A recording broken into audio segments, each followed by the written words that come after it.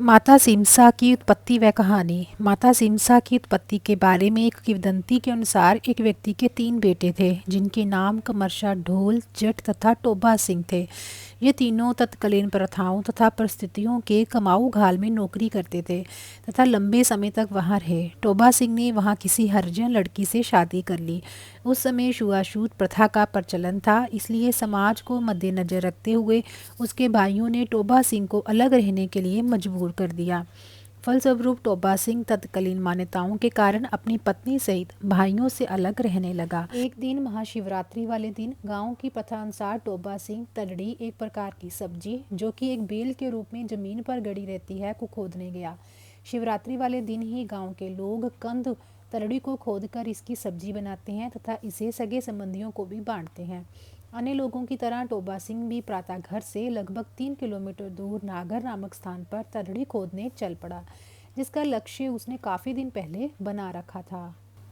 अपने औजार लेकर जब टोबा सिंह तलड़ी को खोदता तो क्या पाता है कि पहली चोट जमीन पर मारने पर जमीन से दूध बाहर निकल आया। ये सब देखकर टोबा सिंह काफ़ी प्रसन्न हुआ। उसने सोचा कि तलड़ी अच्छी है तथा निकलने की मात्रा भी अधिक हो सकती है। जब टोबा सिंह ने जमीन पर दूसरा प्रहार किया तो जमीन से पानी की धारा निकलने लगी। भोला भाला टोबा सिंह अब सोचने लगा कि दूध कुछ पतला हो रहा है तथा उसके ढलने के कारण ये पानी जैसा लग रहा है।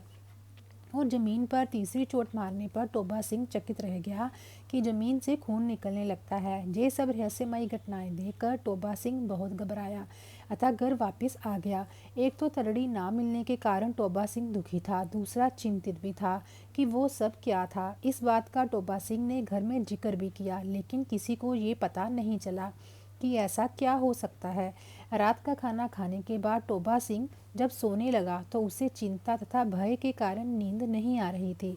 रात को जब टोबा सिंह इसी कश्मकश में था कि जमीन से दूध, पानी, फिर खून, ये सब क्या था। रात को जब टोबा सिंह को नींद आई तो स्वप्न में माता ने दर्शन दिए और कहा कि जिस बात से तू घबराया है मैं उसका निवारण करने आई हूँ। वह सब मेरा ही चमत्कार था। सुबह उठकर नहा धोकर जहाँ तू खुदाई कर रहा था वहीं जाना। तुझे वहाँ पर खुदाई करने पर एक मूर्ति मिलेगी। एक पालकी सजाकर उसे ले आना तथा धूमधाम से सवारी निकालना। जहाँ तुझे जो मूर्ति भारी लगे वहाँ पर ही मूर्ति की स्थापना करना तथा मंदिर का निर्माण करवाना होगा। सुबह होते ही टोबा सिंह ने सारा किस्सा अपने भाइयों को सुनाया कि मुझे स्वप्न में देवी आई तथा उसने मुझे ऐसा करने को कहा। वे सब उसकी मूर्खता पर हंसने लगे। वे सभी टोबा सिंह का मजाक उड़ाने लगे कि माता स्वप्न में तुझे ही क्यों दिखी। जैसे तैसे टोबा सिंह अपने भाइयों को मना लेता है तथा उस स्थान पर ले जाता है। वहाँ पर वह खुदाई कर रहा होता है। उसने माँ के आदेश अनुसार दोबारा खुदाई शुरू कर दी। खुदाई करने के बाद उन्हें देवी की मूर्ति, जिसकी लंबाई 7 वर्ष की कन्या के बराबर है, यह मूर्ति आज भी वर्तमान मंदिर में मौजूद है। इसे भूमि में इतना दबा दिया कि इसके सिर का ऊपरी हिस्सा ही दिखाई देता है। खुदाई के समय जो 3 चोटें लगी थी वो आज भी प्रत्यक्ष रूप में देवी के सिर पर दिखाई देती हैं। टोबा सिंह ने अपने भाइयों की सहायता से माता की पालकी सजाकर गांव के चारों ओर ऊंची ऊंची पहाड़ियों पर घुमाई। उनका विचार था कि इसे अजपाल, एक ऊंची पहाड़ी का नाम है जो कि मंदिर के बिल्कुल सामने है, कि ऊंची पहाड़ी पर ले जाया जाए तथा यहाँ पर स्थापना मंदिर के लिए उचित भी रहेगी। मंदिर के पास ही पानी की एक स्वच्छ बावड़ी थी। टोबा सिंह व उसके भाइयों ने सोचा कि हाथ मुंह धोकर कुछ समय आराम करने के बाद ऊपर जाया जाए। थोड़ी देर आराम करने के बाद जब उन्होंने पालकी उठाने की कोशिश की तो पालकी पहले से काफ़ी भारी हो गई थी, वहाँ से उठाई नहीं जा रही थी। अब टोबा सिंह को माता द्वारा स्वप्न में कही बात याद आई कि यहाँ मेरी पालकी बारी हो जाएगी, वहीं मेरा मंदिर बनाना, वही स्थान मेरे लिए उचित होगा। इसलिए उन्होंने वहीं पर एक छोटा सा मंदिर बनवा दिया। एक अन्य किंवदंती के अनुसार मंदिर की पूजा के लिए पुजारी लाया गया। वह पुजारी जम्मू का भट्ट था।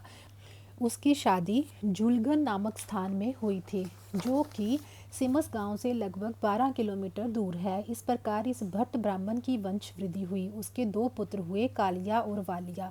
मंदिर के पास जिस भावड़ी का जिक्र किया गया है अब वह वर्तमान मंदिर के पास नहीं है। इस तथ्य की भी एक कहानी सुनाई जाती है जो इस प्रकार है। जब भट्ट परिवार की वृद्धि हुई तो उसकी औरत ने अपने प्रसव के कपड़े बावड़ी में धोए।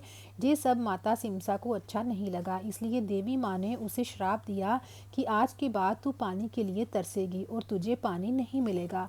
देवी के श्राप से दुखी होकर उसने माता से माफ़ी मांगी कि माता, पानी को वहीं रहने दें, नहीं तो आने वाली पीढ़ियाँ उसे श्राप के कारण दुत्कारती रहेंगी। लेकिन माँ भला अपना श्राप वापस कैसे ले सकती थी, मगर उस पर सुधार तो किया जा सकता था। तथा माता को उस पर दया आ गई और माँ ने अपने श्राप को कम करते हुए पूछा कि अब तू ही बता कि इस बावड़ी को तर्जनी उंगली से या कनिष्ठ उंगली से धकेलूं। औरत सोचने लगी कि यदि माँ ने तर्जनी उंगली से धकेला तो बावड़ी बहुत दूर चली जाएगी, इससे पानी की समस्या बनी रहेगी।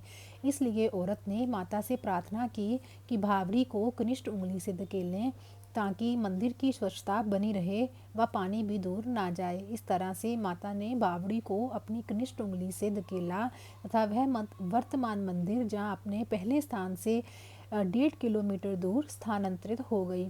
आज भी यह बावड़ी उसी स्थान पर ही स्थित है और जो औरतें संतान प्राप्ति के लिए नवरात्रों में यहाँ आती हैं, उन्हें इस बावड़ी में अवश्य स्नान, अवश्य नहाना पड़ता है।